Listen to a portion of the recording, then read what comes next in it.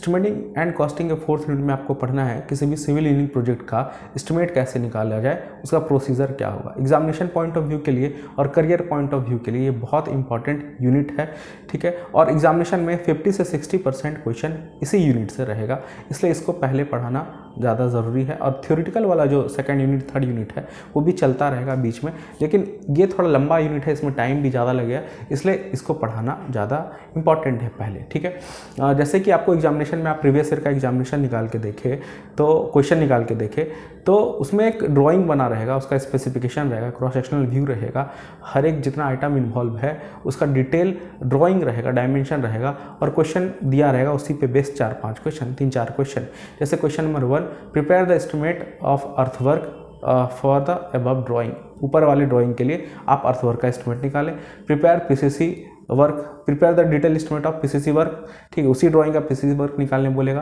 Prepare the detail estimate of the brick work in foundation, prepare the detail estimate of brick work in super structure. इस तरह से बहुत सारा question एक ही drawing पे based आप प्रीवियस ईयर के क्वेश्चन में देख सकते हैं, जो कि इसी यूनिट से 4th यूनिट जो आपका है इसी यूनिट से रहेगा, इसलिए ये यूनिट बहुत इंपॉर्टेंट हो जाता है, ठीक है।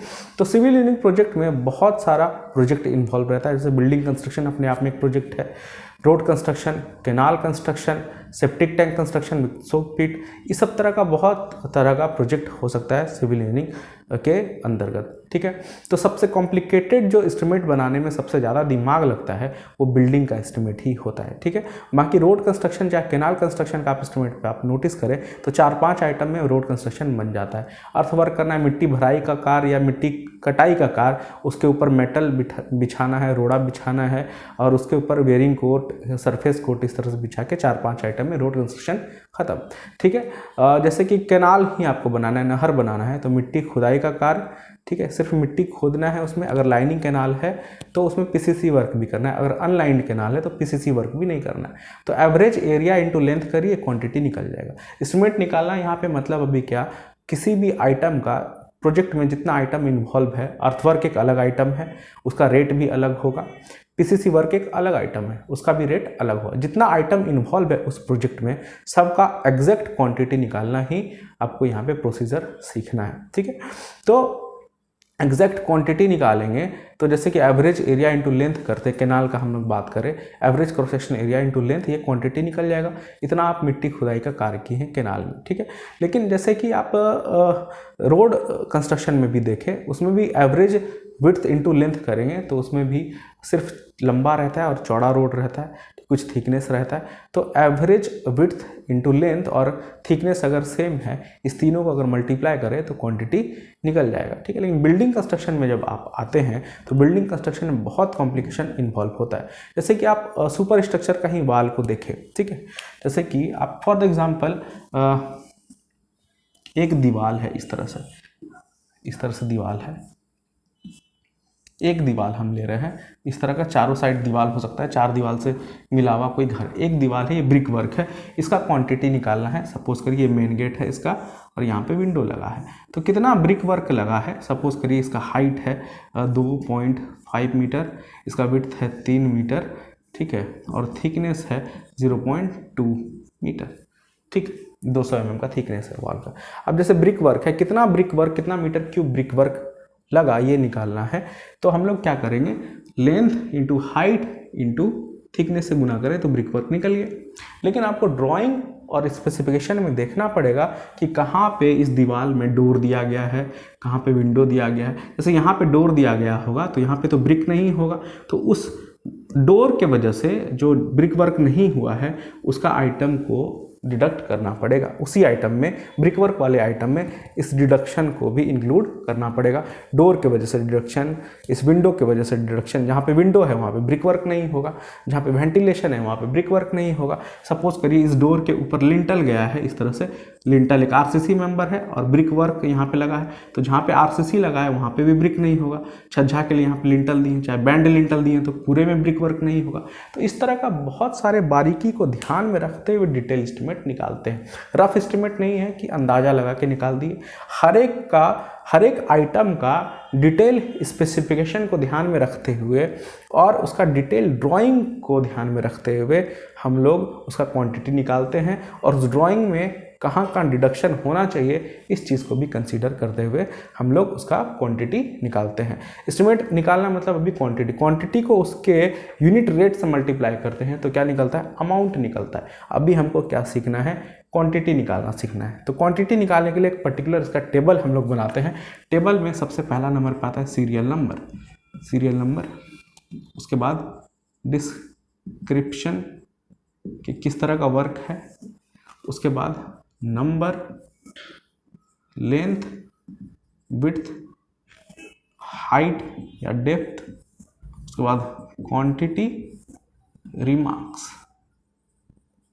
ठीक है, इस तरह का टेबल बनाते हैं। इसी टेबल में हम लोग को एस्टिमेट बनाना रहता है कि सबसे पहले जैसे कि देखिए ये वाल है, ये ग्राउंड लेवल है। एग्जांपल ले रहे हैं एक,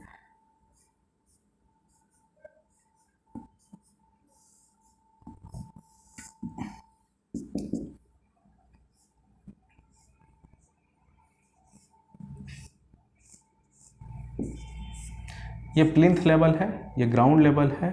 ठीक, ग्राउंड लेवल से नीचे ये वॉल आया है, ये फर्स्ट फुटिंग, ये सेकंड फुटिंग, ये पीसीसी वर्क।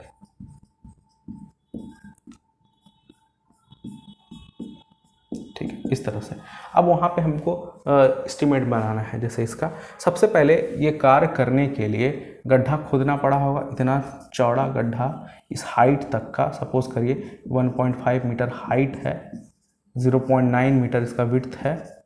ठीक है, इतना लंबा, और जो भी लेंथ होगा इस वाल का, जितना लंबा वाल गया होगा, लेंथ सपोज करिए कि 4 मीटर लेंथ है इस तरफ। ठीक है, इस तरफ 4 मीटर है, तो इतना लंबा चौड़ा आपको गड्ढा पहले खोदना होगा।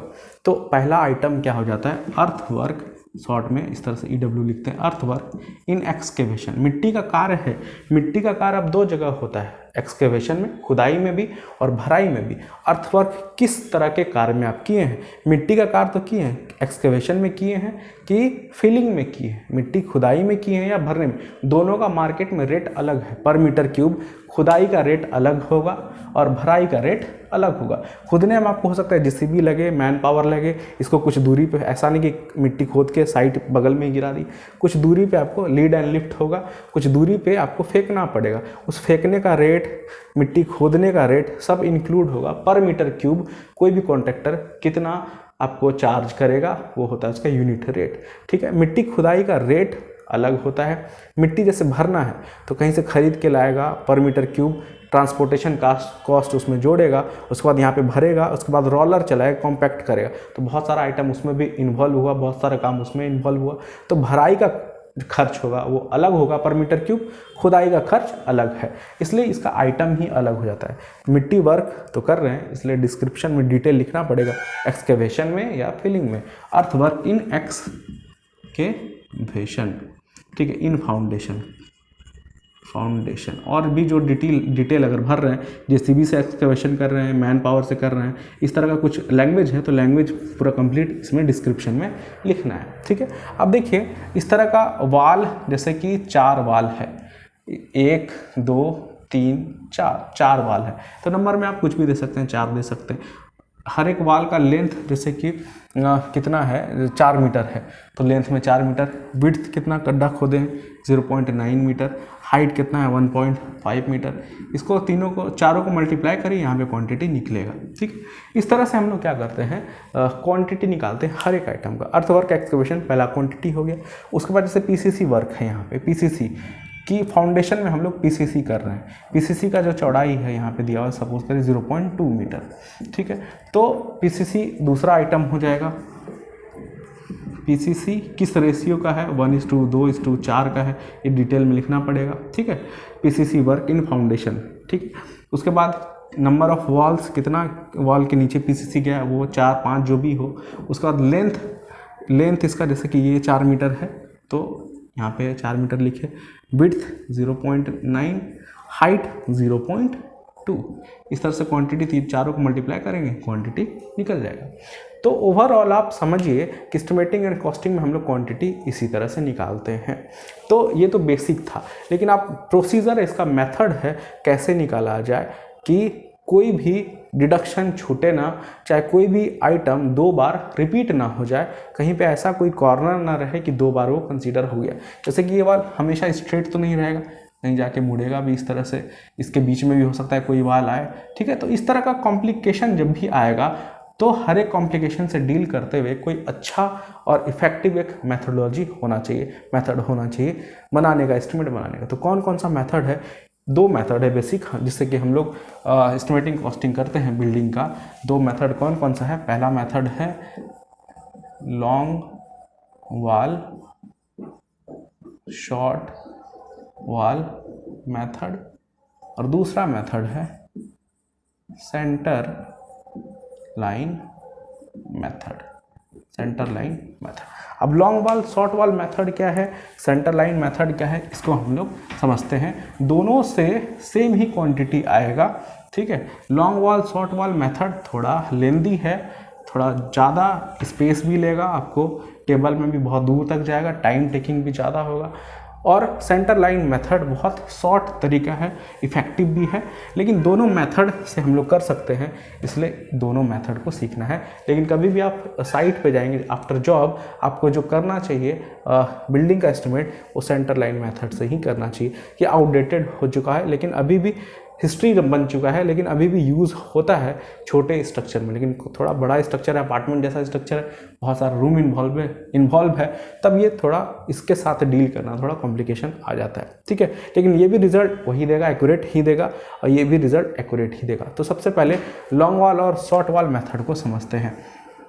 कोई सपोज करिए सिंगल रूम है इस तरह से,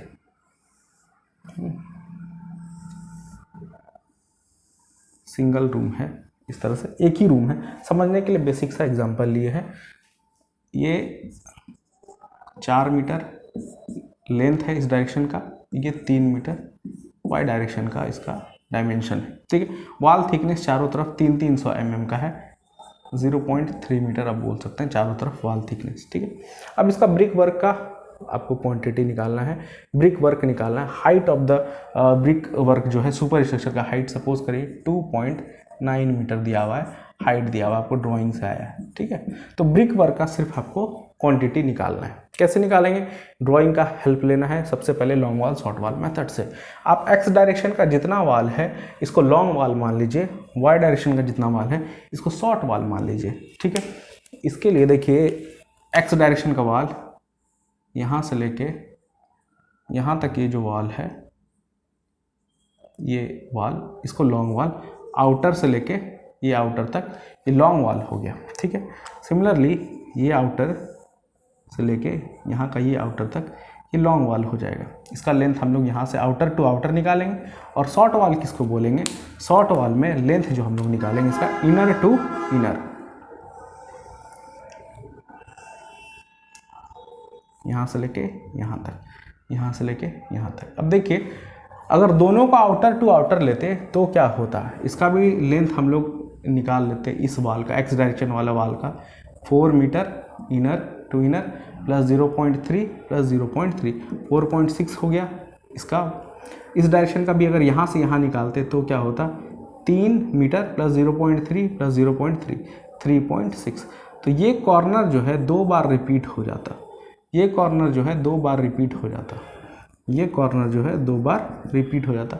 सिमिलरली ये कॉर्नर भी 2 बार, इस डायरेक्शन का भी मेजरमेंट में ये कॉर्नर आ गया, इस डायरेक्शन का भी मेजरमेंट में ये कॉर्नर आ गया। तो बार बार ये कॉर्नर रिपीट हो रहा है, तो एग्जैक्ट क्वांटिटी नहीं निकल रहा है, ज़्यादा क्वांटिटी निकल जा रहा है, एक्चुअल से ज़्यादा क्वांटिटी निकल जा रहा है। तो इसी से ओवरकम करने के लिए मेथड आया है। तो हम लोग क्या करते हैं, एक डायरेक्शन का वॉल को लॉन्ग वॉल मान लेते हैं, ठीक है, और एक डायरेक्शन के वॉल को शॉर्ट वॉल मान लेते हैं कि एक्स डायरेक्शन में हम लोग आउटर टू आउटर मेजरमेंट करेंगे और वाई डायरेक्शन में इनर टू इनर मेजरमेंट करेंगे। एक्स डायरेक्शन का लेंथ निकालना होगा, इस वॉल का लेंथ निकालना होगा तो 4.6 सही है, लेकिन वाई डायरेक्शन का इस वॉल का लेंथ निकालना होगा 3 मीटर ही हो जाएगा, ये थिकनेस इंक्लूड नहीं होगा, ठीक है। अब कोई भी कॉर्नर चाहे कोई भी क्वांटिटी रिपीट नहीं हो रहा है, एग्जैक्टली निकल जा रहा है। जैसे इस वॉल का हम लोग को वहाँ पे लिखना पड़े तो इस तरह का वॉल कितना है, 2, तो नंबर में क्या लिखेंगे यहाँ पे 2, नंबर में क्या लिखेंगे 2। जैसे कि brick work in super structure, ठीक है। तो नंबर में हो गया 2, लेंथ कितना है 4.6, लेंथ है 4.6, विड्थ है इस वाल का विड्थ है कितना 0.3, हाइट है 2.9, हाइट है 2.9। अब सबको मल्टीप्लाई करिए, यहाँ पे क्वांटिटी निकल जाएगा, इस वाल का मेजरमेंट हो गया, ठीक है। अब सिमिलरली इस वाल का, तो यहाँ पे नाम देना पड़ेगा brick work in super structure. पहला नंबर क्या हम लोग लिखे थे लॉन्ग वाल, लॉन्ग वाल का ये मेजरमेंट है। दूसरा नंबर शॉर्ट वाल, शॉर्ट वाल देखिए शॉर्ट वाल कितना है 2 है, इसका length 3 metre, width 0.3, height 2.9। Similarly यहाँ पे लिखिए 3 मीटर, विड्थ 0.3, हाइट 2.9, इसको मल्टीप्लाई करिए, यहाँ पे क्वांटिटी निकल जाएगा। फाइनली ये क्वांटिटी और ये क्वांटिटी को ऐड करिए तो total brick work in super structure निकल गया। ये लॉन्ग वाल शॉर्ट वाल मेथड था। अब दूसरा मेथड जो है सेंटर लाइन मेथड, इसमें क्या करते हैं इसको भी समझिए। सेंटर लाइन मेथड में एक ही बार में सारा वाल आ जाएगा, उसमें बाइफर्केट लॉन्ग वाल अलग शॉर्ट वाल अलग इस तरह से करने का ज़रूरत नहीं है। सपोज करिए ये है 4, थोड़ा बड़ा ड्राइंग बना है पिछले बार से, डायमेंशन अभी भी सेम है 4/3 का ही है। ये 4 मीटर है और इस डायरेक्शन का ये डायमेंशन 3 मीटर का है, वॉल थिकनेस 300 mm का, 0.3 मीटर का। इसमें क्या करते हैं किसी को भी लॉन्ग और किसी को भी शॉर्ट नहीं बनाते हैं, हर एक का सेंटर लाइन तक सेंटर टू सेंटर डिस्टेंस निकालते हैं।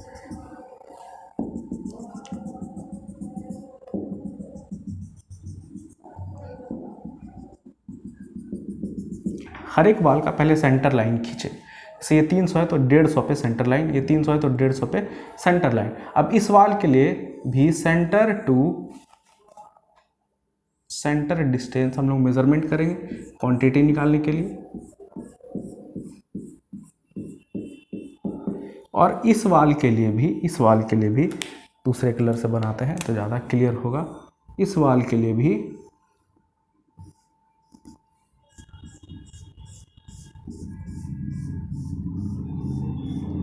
हम लोग सेंटर टू सेंटर डिस्टेंस ही लिए, ठीक है। तो यहाँ पे देखिए किसी भी वाल को लॉन्ग नहीं बनाए, किसी भी वाल को शॉर्ट नहीं बनाए, हर एक वाल को centre to centre Y direction में भी, centre to centre X direction में भी। इसमें क्या होता है देखिए, जब हम लोग इस डायरेक्शन का वाल का मेजरमेंट ले रहे थे लेंथ का, तो ये वाला डायमेंशन उसमें भी आ गया था, ये कॉर्नर इसमें भी आ गया था। और जब इस डायरेक्शन का वाल का मेजरमेंट ले रहे थे तो ये कॉर्नर इसमें भी आ गया, यानी कि ये पर्टिकुलर कॉर्नर 2 बार रिपीट हो रहा है, ठीक है। ये पर्टिकुलर कॉर्नर 2 बार रिपीट हो रहा है, लेकिन ये कॉर्नर एक भी बार मेजरमेंट में नहीं आया, ना इसके मेजरमेंट में ना इसके मेजरमेंट में। तो ये कॉर्नर एक भी बार नहीं आया, ये कॉर्नर 2 बार आ गया, तो इसको क्या करेगा मेकअप कर लेगा, ठीक है। तो क्वांटिटी जो निकालेंगे एग्जैक्ट क्वांटिटी आएगा, जैसे कि लॉन्ग वाल शॉर्ट वाल में जो आप निकाले थे और सेंटर लाइन मेथड में भी निकालिएगा तो सेम क्वांटिटी आएगा। ये 2 बार रिपीट हो रहा है, ये एक भी बार नहीं हो रहा है, तो इसको क्या करेगा, इसका जो मेजरमेंट है इसमें इंक्लूड एक तरह से हो गया, ठीक है। सिमिलरली यहाँ पे भी देखें तो ये डायमेंशन इसमें आ गया और वाई डायरेक्शन में भी हम लोग मेजरमेंट ले रहे थे, ये जो कॉर्नर है इसमें भी आ गया, यानी 2 बार रिपीट यहाँ पे भी ये कॉर्नर हुआ है और ये कॉर्नर एक भी बार रिपीट नहीं हुआ है, ठीक है। तो इसका मेजरमेंट जो है इसमें इंक्लूड हो गया। सिमिलरली हर एक जगह पे वही चीज़ होता है, यहाँ पे भी आप लोग करें।